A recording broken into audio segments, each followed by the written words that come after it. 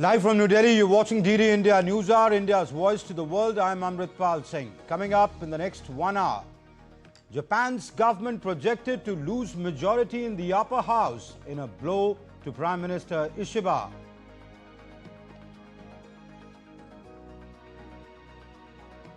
Russia says President Putin is ready to discuss peace with Ukraine but wants to achieve its goals first after Kyiv proposes fresh talks with Moscow next week.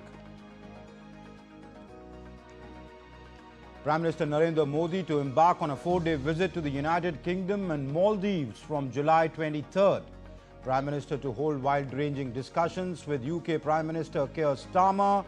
He will meet Maldivian President Mohamed Muizzu. And the monsoon session of Parliament to begin from Monday. Key bills on the agenda. Government holds an all-party meeting ahead of the session, seeks cooperation from all parties to ensure smooth functioning of the houses.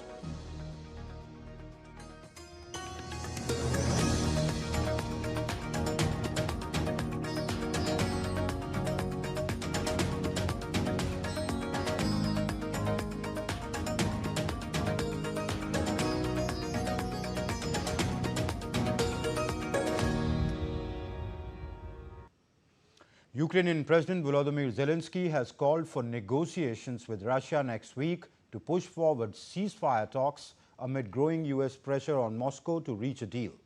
Responding to it, Kremlin has said that Russian President Vladimir Putin is ready to move towards a peace settlement for Ukraine, but Moscow's main objective is to achieve its goals. The previous 2 rounds of talks in Istanbul failed to bring any substantive results. DD India's Raghav Kumar Jha files this report. After 2 rounds of unsuccessful talks in Istanbul, Ukraine proposed on Saturday to initiate a new round of peace negotiations with Russia next week. In his evening address, Ukrainian President Volodymyr Zelensky reaffirmed his willingness to meet face-to-face with Russian President Vladimir Putin, stressing that a high-level summit is essential for achieving lasting peace.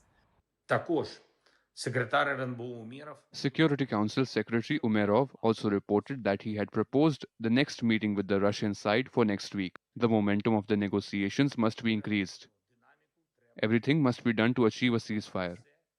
And the Russian side must stop hiding from decisions.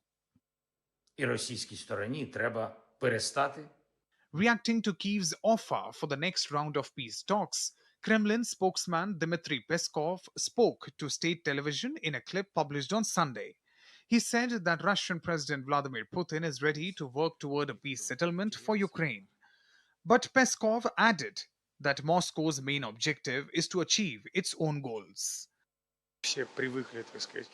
President Putin has repeatedly spoken of his desire to bring the Ukrainian settlement to a peaceful conclusion as soon as possible. This is a long process. It requires effort. It is not easy. It seems Washington is increasingly coming to understand this. On Monday, Trump announced a toughened stance on Russia's war in Ukraine, setting a 50-day deadline for Moscow to reach a ceasefire or face sanctions. The United States also promised a new wave of military aid to Ukraine, including Patriot missile defense systems. And on Friday, the European Union also imposed the 18th package of sanctions on Moscow that targets Russian banks and lowers a price cap on oil exports in a bid to curb its ability to fund the conflict. Meanwhile, in a significant development, Russian forces on Sunday captured the village of Bila Hora in Ukraine's eastern Donetsk region, according to a report from the state-run RIA news agency, which quoted Russian Defense Ministry regarding the strategic takeover. Raghav Kumar Jha for DD India. And in Syria, tense calm has returned to the southern city of Sweda after a week of deadly clashes between Druze residents and Bedouin tribal fighters. The violence left hundreds dead and triggered Israeli airstrikes in support of the Druze.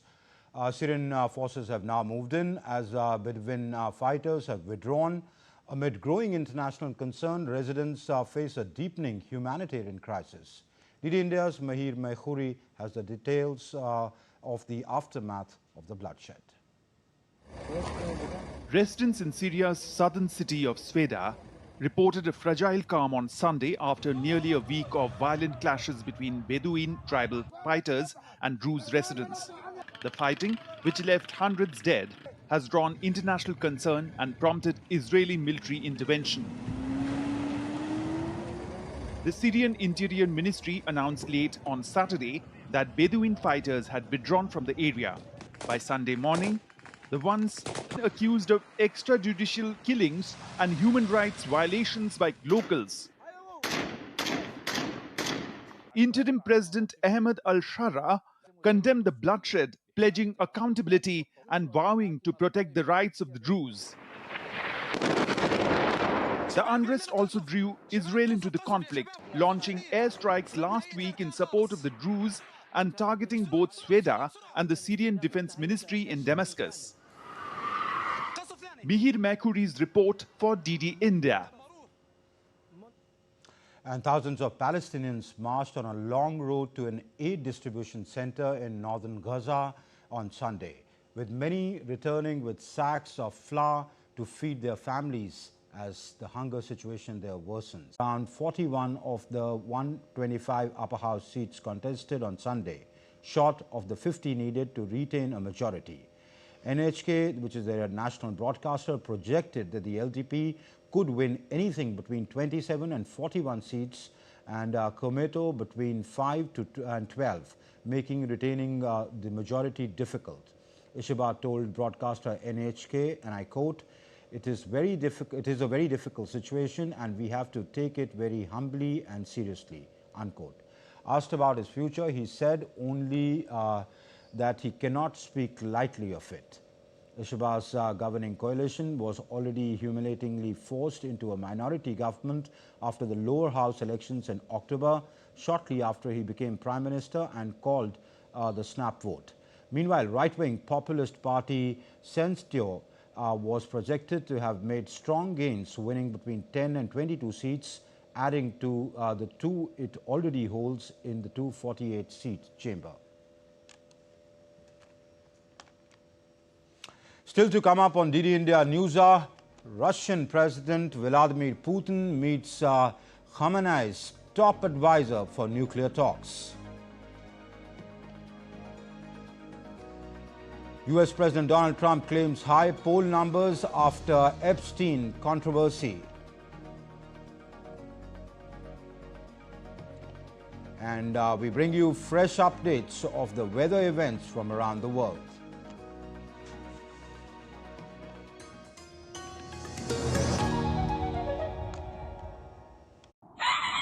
स्वागत आहे to magnetic Maharashtra.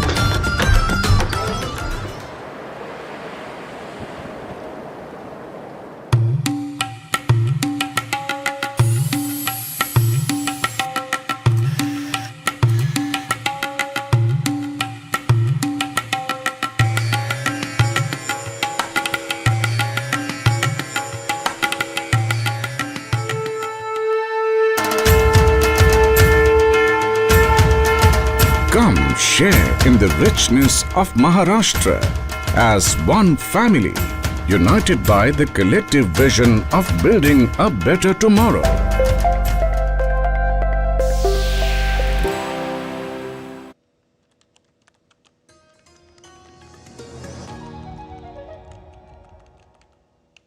You're watching DD India Newshour. I'm Amritpal Singh.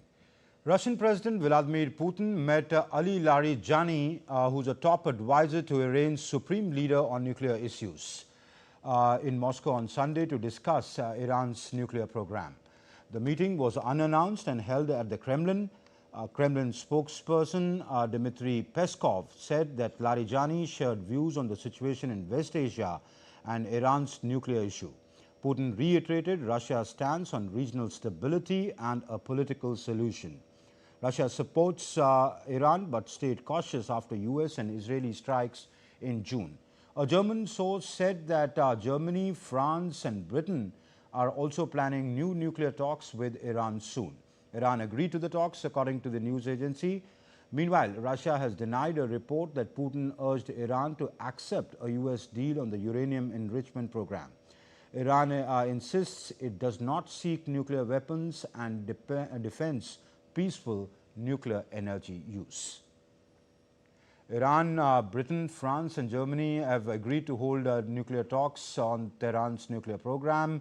Iran's semi-official agency Tasneem reported on Sunday that the decision was taken following warnings by the three European countries that failure to resume negotiations would lead to international sanctions being reimposed on Tehran. Tasneem reported this, quoting a source informed with the matter. The agency further added that the principle of talks has been agreed upon, but consultations are continuing on the time and place of the talks. South Korean prosecutors said on Sunday that they had sought court approval to detain the head of military drone unit as part of an investigation into former President Yoon Suk-yeol and drone operations in neighboring North Korea. Prosecutors stepped up a probe into the drone operation after indicating the jailed ex-president Yoon on Saturday on additional charges for his martial law declaration in December. They had last year, they had summoned the unit's chief Kim Yong-dae on Thursday regarding accusations that Yoon ordered a covert drone operation into the north last year to inflame tensions between the two neighbors to justify his martial law decree. Yoon has denied the accusations. In a statement on Sunday, the prosecution office said it had sought an arrest warrant for Kim. Media said that a court hearing is planned for Monday afternoon to review the request for a warrant. South Korea's National Security Advisor is heading to Washington, D.C. With less than 2 weeks to go until U.S. President Donald Trump's August 1 deadline to secure a trade deal or face steep tariffs. Wee Sung-lak's trip comes just 2 weeks after his last visit to Washington for talks on tariff and security. After Trump's announcement, South Korea said it planned to intensify the trade talks. There was no immediate details on who he was planning to meet. Presidential aide Woo Sang-ho told journalists that Wee would engage in negotiations on various issues. Earlier this month, Trump said he planned to impose a 25% tariff on South Korea from August 1, posing the first major test for South Korea's President Lee Jae-myung since he came to office barely a month ago. In an early morning post on Truth Social, President Trump claimed that his poll numbers had risen since the Jeffrey Epstein hoax and was exposed by the radical left Democrats. Trump wrote in his post, and I quote, "They have hit 90%, 92%, 93% and 95% in various polls and are all Republican Party records," unquote. Epstein, a wealthy financier and a convicted sex offender, was facing federal charges of sex trafficking minors when he actually committed suicide in a jail in 2019. The case has captivated swaths of Trump's political base who were expecting lurid details after some of Trump's top law enforcement officials said They would be releasing documents that would lead to major revelations about Epstein and his alleged clientele. The Trump administration last week reversed the course on its pledge, enraging some of the president's followers. Monaco's Prince Albert II marked 20 years on the throne with a celebration in front of the palace on Saturday.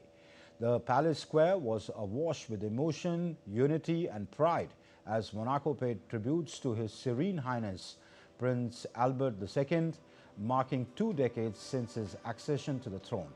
An estimated 6,000 residents gathered at the foot of the Prince's palace to honor a reign that has combined quiet determination with global vision.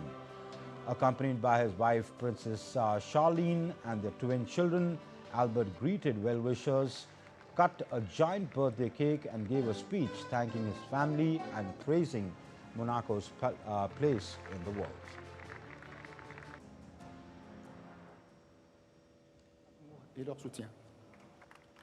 Our place in the world has been strengthened because Monaco is now present wherever the future of the planet is being debated, because our voice matters. Our work for the environment, the climate, oceans, biodiversity, which was a preoccupation not widely shared internationally, has become one of the major challenges of this century. Peu partagé à l'étranger est devenu l'un des enjeux majeurs de ce siècle.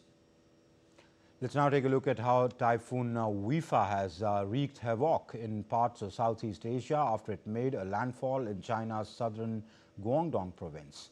The next report tells us about the heavy rain due to typhoon impacting China and its neighborhood, claiming several lives with a boat capsize in Vietnam, as well as monsoon mayhem in Pakistan and a severe heat wave in Greece and Iran.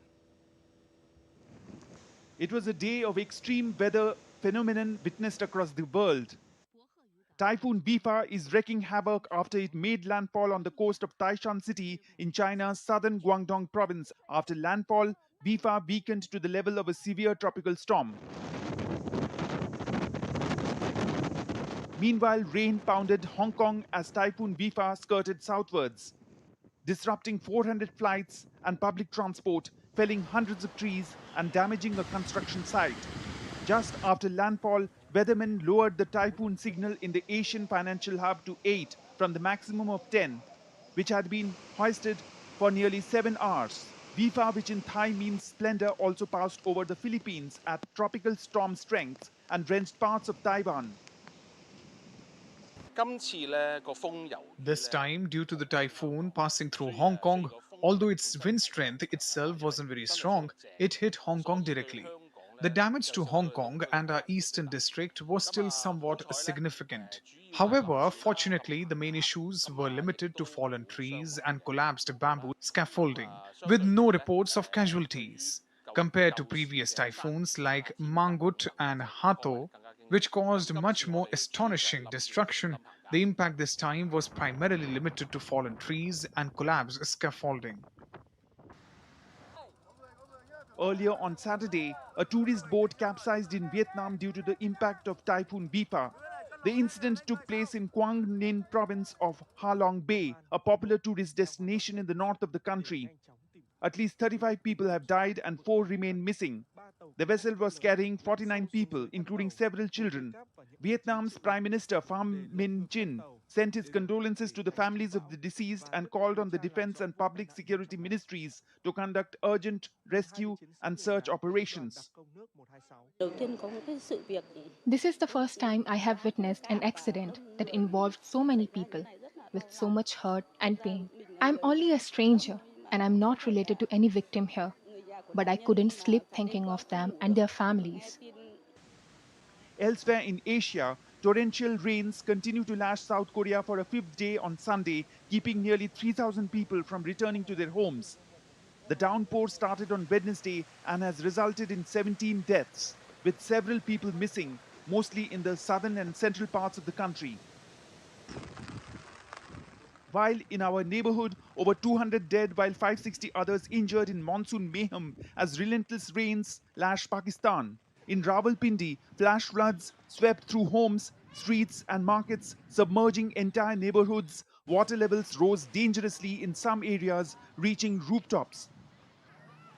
And heat wave is also being felt in Greece, where its weather service issued a warning for a new heat wave set to affect the Mediterranean country for the entire week.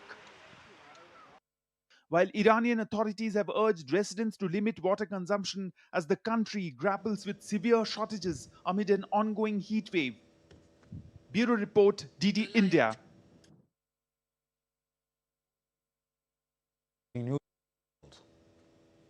Pope Leo on Sunday issued a strong appeal for peace, calling for an end to the barbarity of war as he expressed deep sorrow over recent strike on the Holy Family Church compound in the Gaza city. The strike, which occurred on Thursday, claimed the lives of 3 people, left several others injured and wounded the parish priest. Croatian islands of Solta and Brač once again faced off in their annual tug-of-war contest to claim the tiny uninhabited islet in the Adriatic Sea. For the past 16 years, these neighboring islands have competed every summer in this event, where the flotilla of boats from each island line up to pull the islet to their side of the bay. A rare lion tiger hybrid was born earlier this year at a private zoo in Romania, creating a unique addition to the zoo's exotic collection. The cub, named Goliath, is just 2 months old and is the offspring of a lion father and a tiger mother. Goliath's birth has sparked interest among visitors and animal enthusiasts.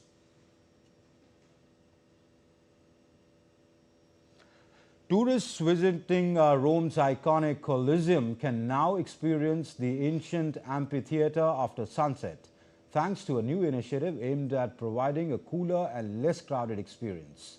The special program, titled A Night at the Colosseum, offers a 60-minute guided tour covering the first-tier underground chambers that once held gladiators and wild animals before their battles. And still to come up on DD India Newshour, a discussion with a special guest on the political implications of Japan's poll results.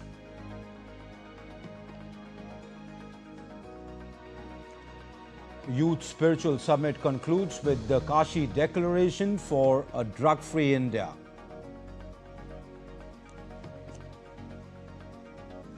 And India is developing an indigenous multi-stage malaria vaccine.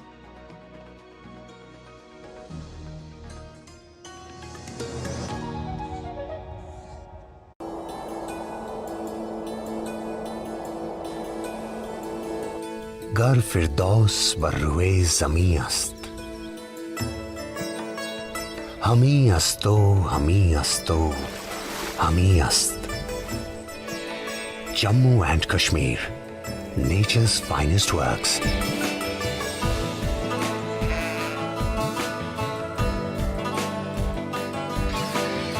A land of verdant valleys, pristine lakes, striking autumns, unforgettable majestic beauty. A place of unwavering devotion, wholehearted smiles, and warm hospitality.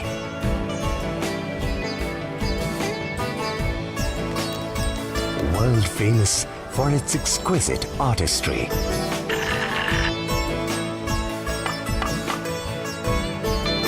Leader in diverse agricultural products.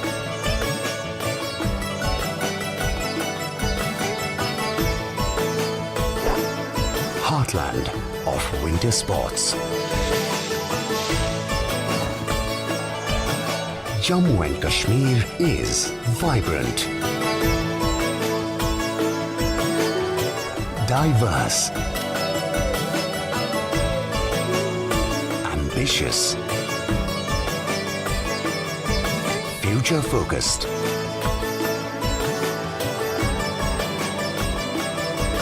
Full of life. Welcome to Heaven on Earth.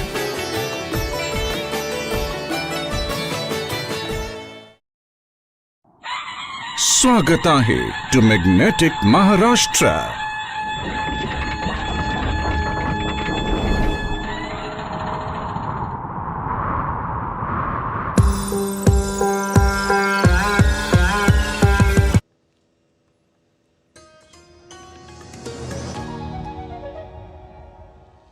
You're watching the India Newshour. I'm Amritpal Singh. Let's take a look at the headlines we're tracking at this hour before proceeding further. Japan's government projected to lose majority in the upper house in a blow to Prime Minister Ishiba.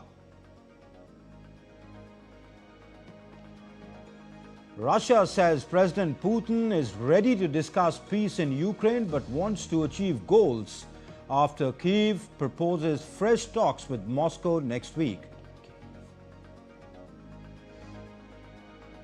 Prime Minister Narendra Modi to embark on a 4-day visit to the United Kingdom and Maldives from July 23rd. Prime Minister to hold discussions with UK Prime Minister Keir Starmer. He'll meet Maldivian President Muizzu. And the monsoon session of Parliament to begin from Monday. Key bills on the agenda. Government holds an all-party meeting ahead of the session. Seeks cooperation from all parties to ensure smooth functioning of both the houses.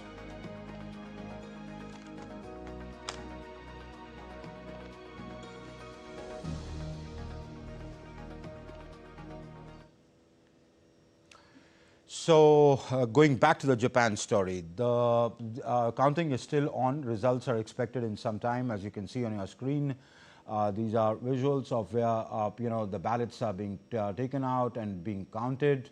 We could expect the results probably by sometime by Monday, but indications are that the LDP could lose. They needed about 50 seats to retain their majority in the upper house. 125 seats, that's almost half the number of in the upper house went to polls. In Japan, there is a direct election and of course proportional representation for the elections in the upper house. But exit polls are suggesting that Prime Minister Shigeru Ishiba's party, the LDF, the Liberal Democratic Party, would not get that 50 number, so they could lose their majority in the upper house too. They already are in minority in the lower house as well. What are the political implications of this for Prime Minister Ishiba, for his party, for Japan's ongoing discussions with the US on the tariffs, which Trump proposes to bring in by the 1st of August. To talk about all that, I'm joined by Professor Sraboni Roy Chaudhary. She's a professor of Japanese studies at the School of International Studies in JNU. Professor Roy Chaudhary, welcome to the show. Thank you. As exit polls are saying, and trends are coming in, that the LDP may not get the 50, close to the 50 mark. That means they lose majority in the upper house. They are already in minority in the lower house. What are the political implications for Prime Minister Ishiba and his government? Let me start off by telling you that the Ishiba's government has not been having a favorable run since his election of the lower house. He's always been lagging in his opinion polls. Therefore, this election was supposed to be a test of his strength as far as people's confidence in his party. And this particular government a kind is of de facto referendum. Yeah. Therefore, this particular exit polls across various newspapers and social media agencies is definitely a worrisome thing, not only for Ishiba's prime ministership, but also for this long-standing coalition government of LDP and Koimeto, because it is likely that having minority both in the upper and the lower house, even if they look at a new prime minister, the prime minister might not find a foot in the parliament. Okay. Japan. A little while back, Prime Minister Ishiba held a press conference where he said that, he plans to stay. And so if he plans to stay, he's already in the minority in the lower house. Now, if he goes into a minority in the upper house, what if the opposition brings a no confidence motion? How will his government survive that? In fact, with the current, prediction, I do not think Ishiba has a chance of actually being in the as a prime minister until and unless some opposition parties, become, might give him a support from outside. But that seems to be unlikely, considering that in the opposition, though it is not united, and that is the fear that opposition also cannot give stability. But the kind of agenda that the oppositions have put forward during the election, and that to what LDP has put forward during the election, it doesn't look like there would be any opposition party that can support him even from outside. Okay, but he's made a statement saying, I plan to widen my coalition. I mean, that he's looking... So the idea would be, see, if you look at the current scenario, you have Senseito, the very right-wing people who have come up with this statement this time, the Japanese first. You have the DPP, who is a contender, who says higher pay wage is important. You have the CDP, Nora, which is the second constitutional democratic party, which is the second strongest party. I do not think Noda would be looking at supporting the prime minister from outside. So I do not know what kind of, reach that Ishiba would do with respect to the party, because his party's commitments to the parties which can give outside support doesn't seem to be in conjunction. Okay. I want to quote something from what he said in his press conference, Prime Minister Ishiba. He said, and I quote, "We are engaged to a question." His answer was, "We are engaged in an extremely critical tariff negotiations with the United States. We must never ruin these negotiations." Now, say the opposition brings a no confidence motion, which, as the numbers suggest, he wouldn't be able to survive. They topple his government. It goes into a political instability.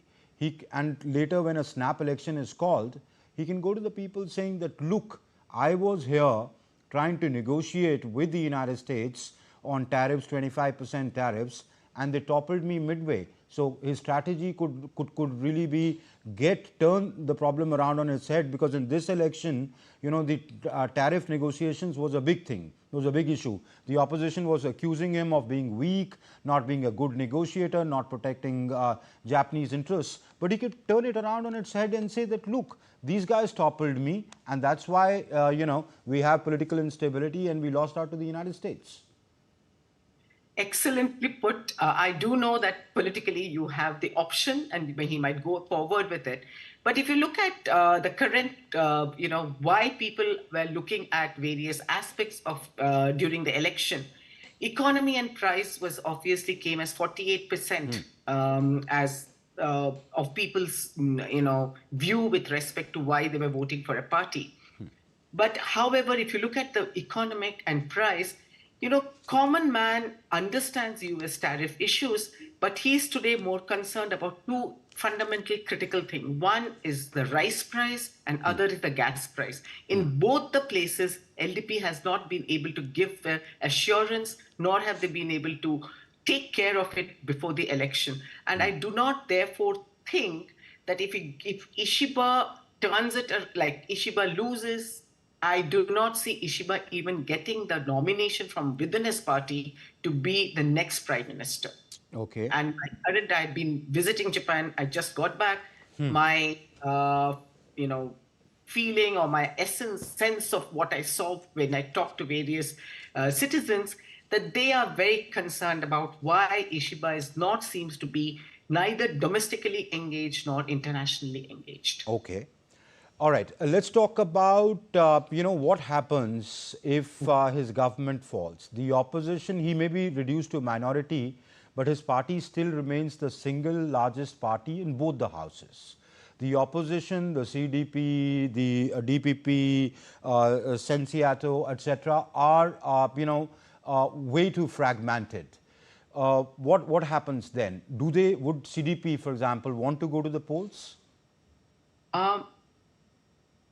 My my sense of the whole drama that would get exposed once if this whole thing, if the exit polls results is what we see in reality, would be that LDP might try to make a comeback by a new prime minister, a prime ministers who would get an outside support from these parties, because what I think the opposition also clearly recognizes is they might be able to topple a government, but they are not united to give a stable leadership. And they fully understand a stable leadership is very, very critical. Japan already seems to be not in a very good place as far as USA-Japan relationship goes, though Ishiba has visited, met Trump, etc. But the way the negotiations have been moving, apart from the fact that Ishiba's leadership is being questioned, it is also felt that Japan no longer seems to have the alliance as its cornerstone, how it always was with USA.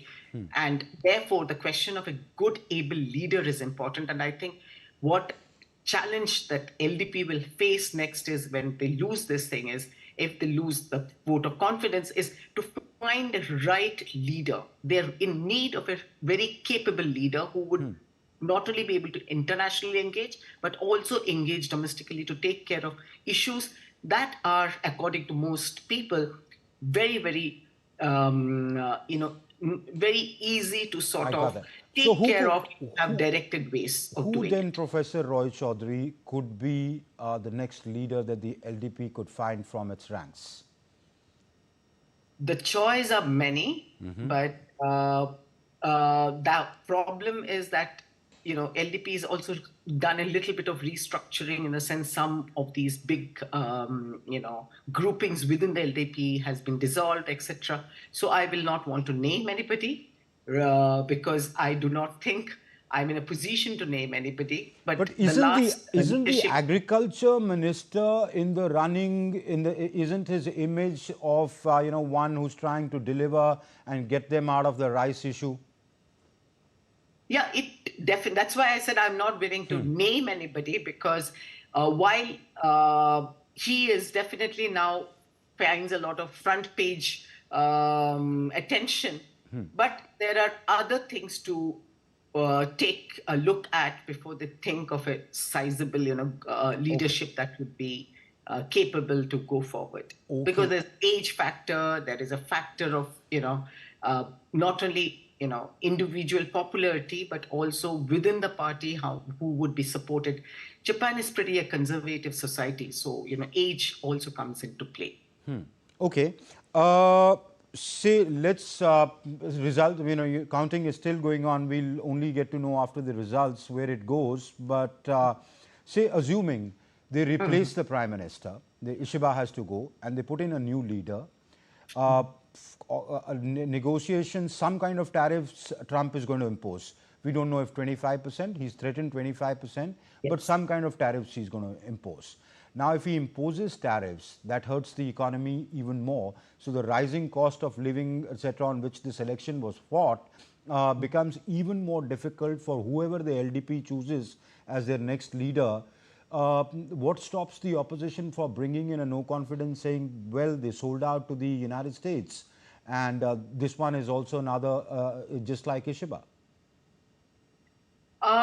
See, everyone, across party lines, the whole idea of US tariff definitely consumes them, and they would like to have a position of strength in trying to negotiate with US tariff conditions. It is definitely worrisome for Japan to, how to contest this.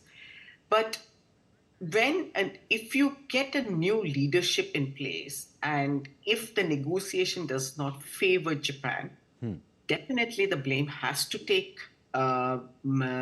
be taken up by the leader. Whoever the leader is, yeah. Yeah. But the point is, Japan also believes in a very consensus way of moving. That's why, if the new capable leadership in Japan requires him to have certain kind of, position within the oppositions, if that person can create that position for themselves, even if they fail to negotiate or end up with only 25% tariff, he would be able to foretell what, go forward by taking consensus from the opposition, simply because opposition themselves, if they were united, they would have definitely go for a no confidence and get their leadership. But that seems to be, again, a very slim chance of it happening. So I think You're fallout seeing is a very slim chance of you're seeing a very slim chance of the opposition coming on the same page and bringing a no confidence.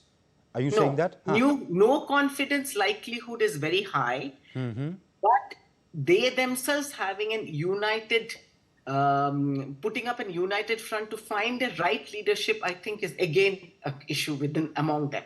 Okay. So whether they bring in a no confidence will be strongly dependent upon what kind of option LDP comes up with when the results are not in their favor. So would they be amenable then? What would the CDP or the DPP or Sensiato thinking? Would they rather want to go to the polls, or they realize they are also on a very shaky wicket?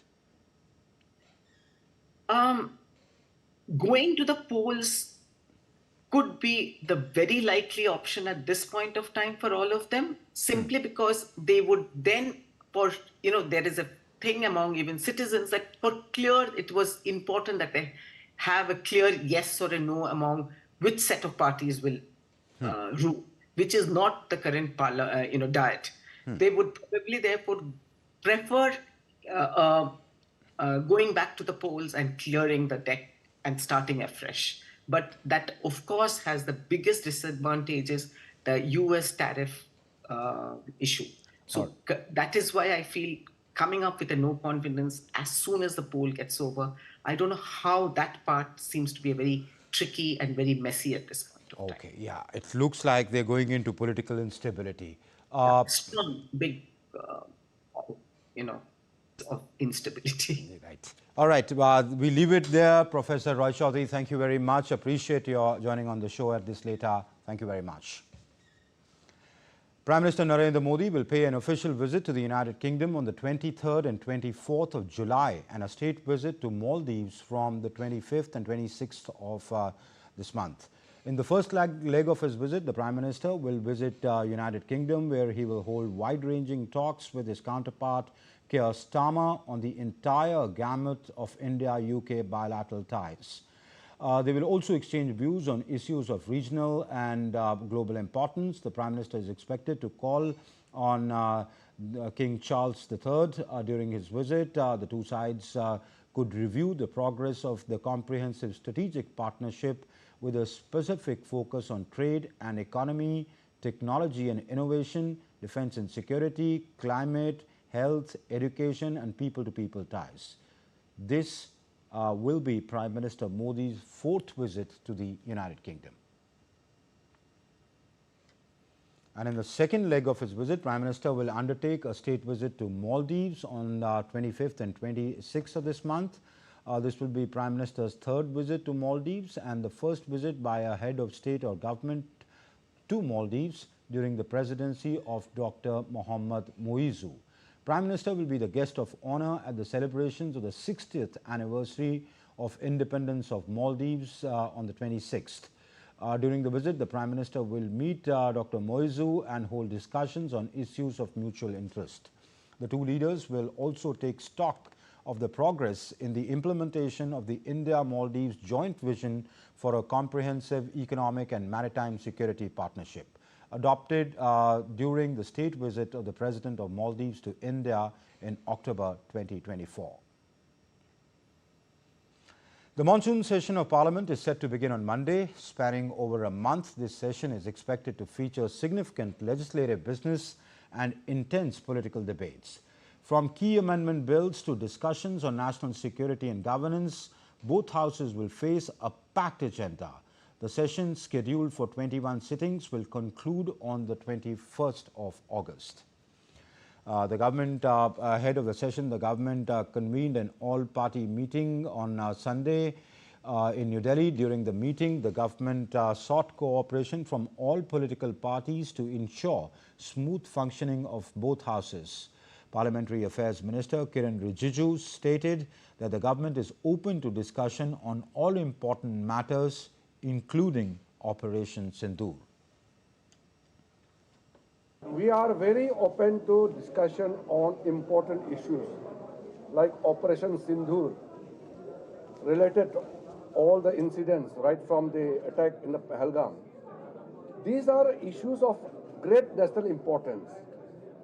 Government is not shying away from discussion. The only thing I'm saying is we will discuss under certain rules, certain procedure, with a convention which is there before us.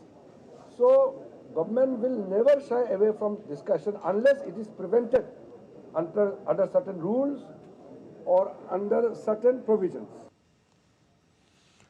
The Youth Spiritual Summit 2025, which was hosted by the Ministry of Youth Affairs and Sports to combat drug abuse, concluded on Sunday in Varanasi in Uttar Pradesh.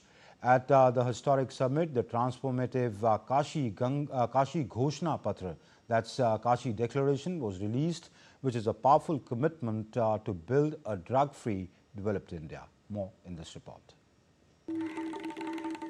The historic Youth Spiritual Summit 2025 on the theme Drug-Free Youth for a Developed India concluded in Varanasi in the northern Indian state of Uttar Pradesh on Sunday.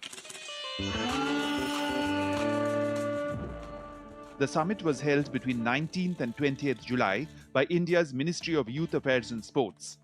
The initiative reflects the government's unwavering commitment to building value-based youth movement for a drug-free India. Over 500 young participants representing 100 spiritual and socio-cultural organizations from across the country attended the event. The huge participation witnessed at the summit reflects the desire of India's Yuva Shakti to rise against the menace of addiction. Several prominent dignitaries, including Youth Affairs and Sports Minister Dr. Mansukhh attended the closing ceremony. At the historic summit, the transformative Kashi Ghoshna Patra, that is Kashi Declaration, was released, which is a powerful commitment to build a drug-free, developed India led by its youth. This document serves as a guiding charter for policymakers, NGOs and youth networks working on drug de-addiction and rehabilitation. देश के युवाओं की आकांक्षाओं को पहचाना और देश के युवाओं की आकांक्षाओं को सिद्ध करने के लिए युवाओं को ही सिलेक्ट करा। और जिस युवा इस रास्ते पर चलने वाले हैं, युवाओं के सामने क्या चैलेंज है, इस चैलेंज को एड्रेस करने के लिए हमने 3 दिन तक चिंतन मनन करा है। और 3 दिन का चिंतन मनन के आधार पर आपके सामने एक काशी संकल्प पत्र के रूप में हमारा रोड मैप को इंडिकेट करा।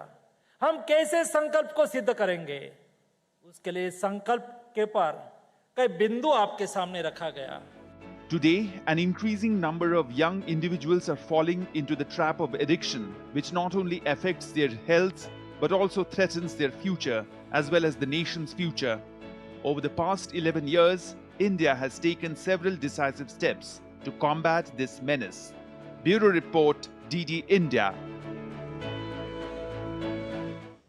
In a bold move to combat malaria, Indian Council of Medical Research, or the ICMR, has developed an advanced malaria vaccine named Adva Falsivax. This vaccine will prevent Plasmodium falciparum infection in individuals and minimize community transmission. To expedite production, ICMR has initiated agreements with private companies. In 2023, an estimated 260 million malaria cases were reported globally, an increase of 10 million compared to 2022. With this vaccine, India will not only strengthen the protection of its own population, but also contribute significantly to global malaria eradication efforts. Let's now take a look at what else has been making news in the country. India's Civil Aviation Minister Ram Mohan Naidu cautioned against drawing conclusions from the preliminary report regarding the Ahmedabad plane crash. Speaking while inaugurating 10 new commercial flights from Hindon Civil Terminal in Ghaziabad, the minister emphasized that commenting before the final report is premature and unwise. Union Minister Hardeep Singh Puri has said that India is taking steady and confident steps towards achieving oil self-sufficiency. The minister emphasized that the government is committed to securing the country's energy future, progressively reducing dependency on imports through enhanced domestic production.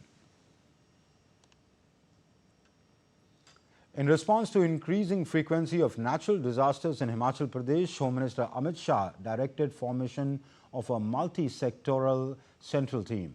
The team comprises of experts from multiple institutions, including the National Disaster Management Authority, the Central Building Research Institute, among others. You're watching DD India Newshour. Time now for some sports news. England and Wales Cricket Board will host the next 3 World Test Championship finals. ICC announced that the decision was taken keeping in mind the track record of the ECB over the last 3 editions of the championship. The WTC final has been hosted in 3 venues in England, namely Southampton Oval and Lord's Cricket Ground. South Africa is the current holder of the Test mace after it defeated Australia in the WTC final 2025 held at the Lord's in June. The 2023 final at the Oval, where Australia beat India, was sold out, while the first 4 days at Lord's this year were also sold out, with South Africa securing victory on day 4. And India's preparations for the 4th test in Manchester have taken a hit, with 2 of their fast bowlers, Akashdeep and Arshdeep Singh, picking up injuries that are likely to rule them out of the match. Selectors have decided to add Haryana fast bowler Anshul Kamboj as the cover for the final 2 tests of the 5-match series. While Arshdeep hurt his bowling hand in his follow-through during a training session in Beckenham on Thursday, Akashdeep has picked up a groin niggle. The 4th test, which starts on July 23rd at Old Trafford, is vital for both teams, as India could either draw a level with England or lose the Anderson Tendolkar Trophy in case there is a result. Fuzhou is known as the goldfish capital of China, with long history of goldfish breeding dating back over 400 years. The city recently held its local goldfish competition, which featured a total of 833 goldfish across 18 categories. Take a look.